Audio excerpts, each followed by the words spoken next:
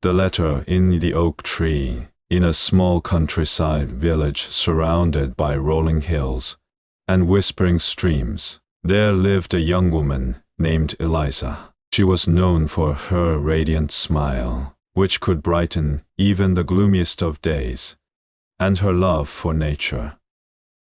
Every morning, she would walk through the woods, her basket in hand, collecting wildflowers and listening to the birds' melodies.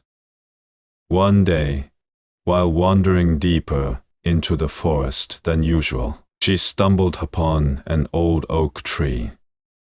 Its massive trunk was scarred by time, but it stood tall and proud, its branches stretching toward the heavens. As Eliza admired the tree, her eyes caught something unusual, a small, weathered envelope wedged into a crevice in the bark. Curiosity piqued, she gently pulled the envelope free.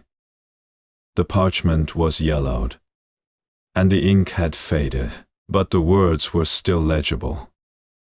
It was a letter, dated over 50 years ago, addressed to my dearest Eleanor.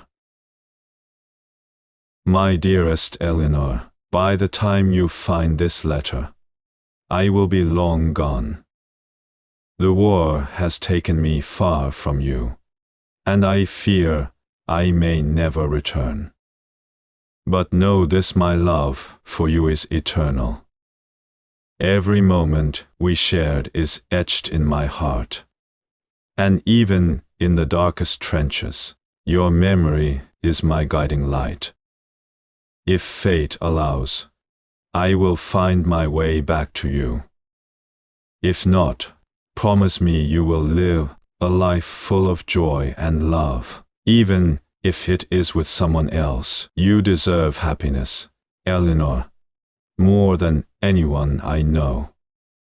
Forever yours, Thomas. Eliza's heart ached as she read the words. She wondered who Thomas and Eleanor were, and whether they had ever reunited.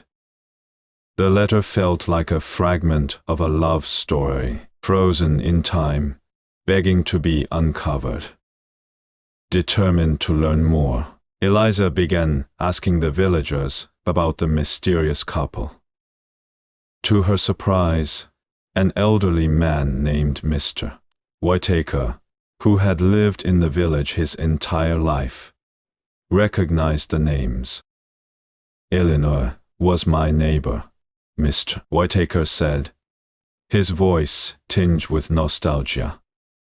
She was a kind soul, always helping others. Thomas was her sweetheart, but he went off to war and never came back.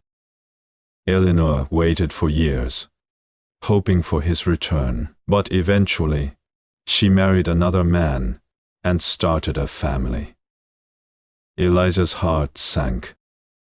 Did she ever find out what happened to him? Mr. Whitaker shook his head. No one knows. It's as if he vanished without a trace.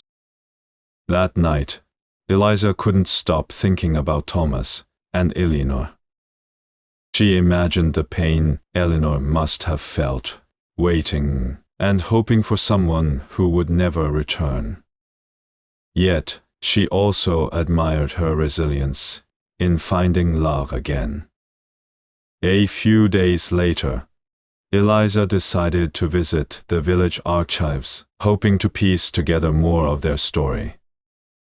Among the dusty records, she found a photograph of Eleanor as a young woman, her eyes full of hope, and a letter she had written to Thomas, but never sent. In it, Eleanor confessed her undying love and her reluctance to move on, even as the years pass.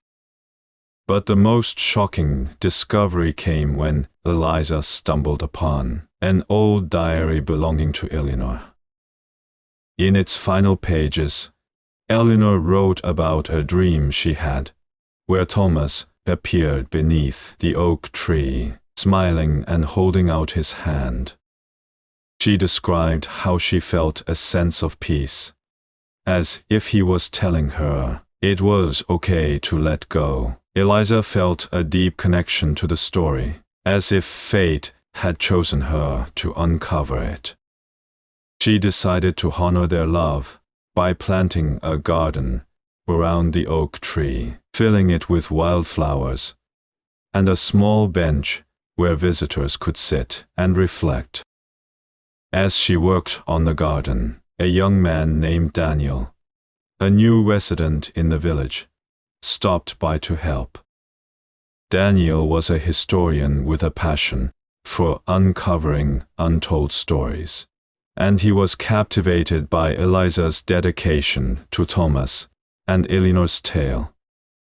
Over time, Eliza and Daniel grew close, their shared mission bringing them together. They spent countless hours researching, planting, and sharing their thoughts beneath the oak tree. Daniel's kindness and wit slowly melted the walls Eliza had built around her heart. One evening, as the sun dipped below the horizon, painting the sky in hues of gold and crimson, Daniel confessed his feelings.